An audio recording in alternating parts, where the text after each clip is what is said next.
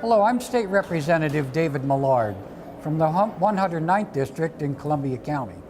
And I'm at the 98th edition of the Pennsylvania Farm Show being held at the Farm Show Complex in Harrisburg. And with me today is Secretary George Greig, who is the Secretary of Ag for Pennsylvania.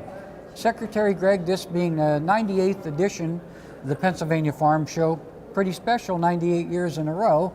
And what sets this apart from other expositions across the nation like this? Well, the Farm Show Complex is the largest agricultural expo hall in the nation. So, and Pennsylvania is more agriculture than most people believe, most people would think. So, other than New York, we shadow all the other states around us with agriculture. And the 98th Pennsylvania Farm Show, last year we exceeded all of the expectations. We had 585,000 visitors last year. So this year, because of the weather, now we've got some true farm show weather, but we're still having a very decent turnout.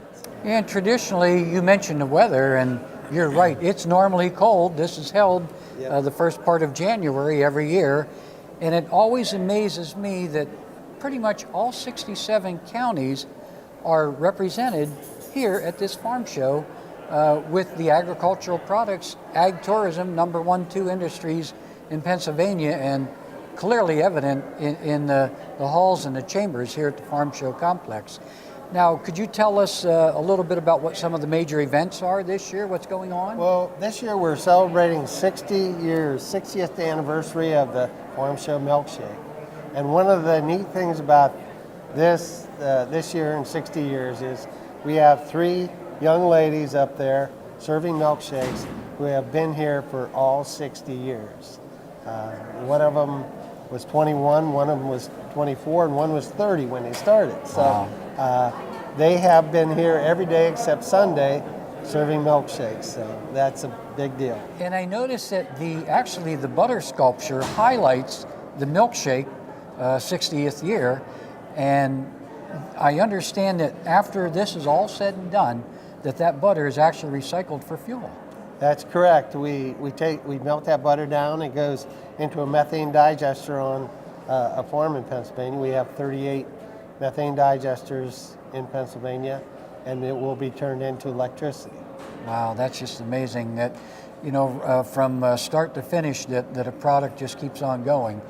With the animals, all of the animals that are here, and they're probably thousands if we took the time to count each and every animal that's here, that takes an awful lot of veterinary oversight, I would think, if you'd care to comment on that. Yes, it does. Well, our veterinaries from the Animal Health and Diagnostic Commission are constantly over here checking on animals. We do walkthroughs pretty much every morning, every evening, and we have veterinaries on hand here for any instance where an animal would get hurt, get injured, or show signs of some type of sickness or disease. We want to nip that in the bud in case there would be some type of a disease that might be transmitted to humans, and we can kind of curtail that. And I'm sure that there's an awful lot of paperwork that precedes individuals bringing these animals in, and a lot of oversight goes into scrutinizing that paperwork and everything. And you mentioned the fact that if there is something that you want to catch it in the bud and certainly not do anything to let it go out into the public and all of that. But while you're on that subject, I would like to thank you and the legislature for, we eliminated the patient-client relationship form, which was just an added bit of red tape for the people who show at the fairs and at the farm show, and that helped out a lot. Well, thank you. I appreciate hearing that. And as I walked over here today to do this interview with you, there was an auction going on. And I know that some of the animals that are here, there's quite a path that the animals have to take to be here at the farm show. And would you care to comment on some of the prices and where that money eventually goes?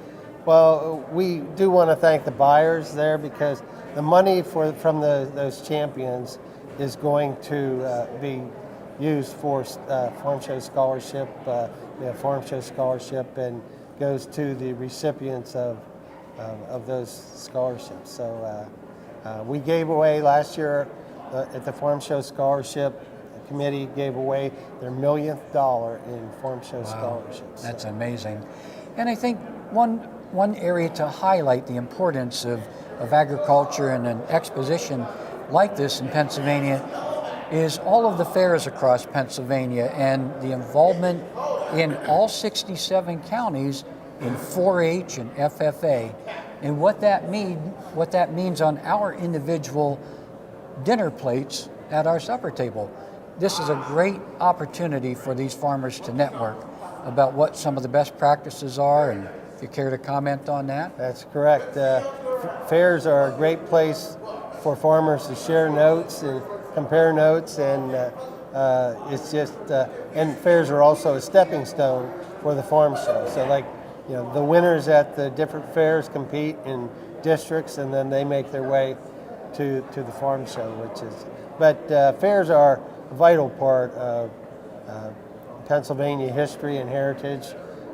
They are, it's a showcase of Pennsylvania agriculture. And also the fairs and the farm show are good educational tools for us because so many generations now have been away from the farm. Used to be everybody was on a farm.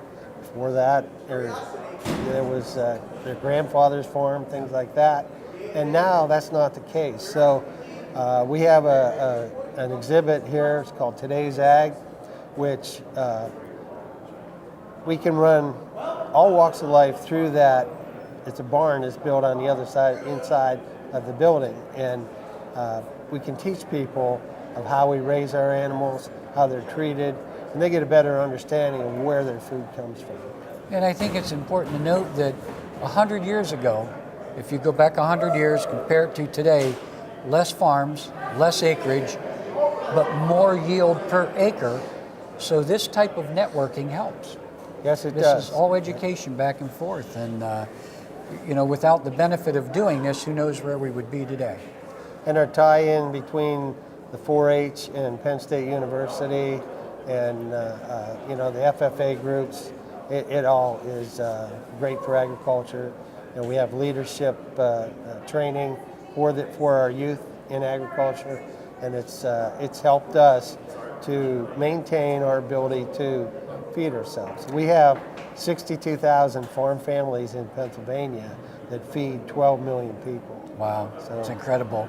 And our fairs play a very important part in this network of showcasing agriculture. Yes, they do. And I want to mention that thanks to your efforts in increasing the budget for county fairs, that we have been able to this year. We've gone back to full funding of fairs, and we have some funding for capital improvements on the fairs. Past eight or 9 years, the fairs have not been able to get grants to improve their buildings, and so we have approved some projects to improve the fairgrounds. Well, that will certainly be good news to them, and we certainly thank you for your efforts and your support. I want to thank you for being so very supportive of not only the fairs and agriculture in Pennsylvania, but for all of the economics that it means in this Commonwealth.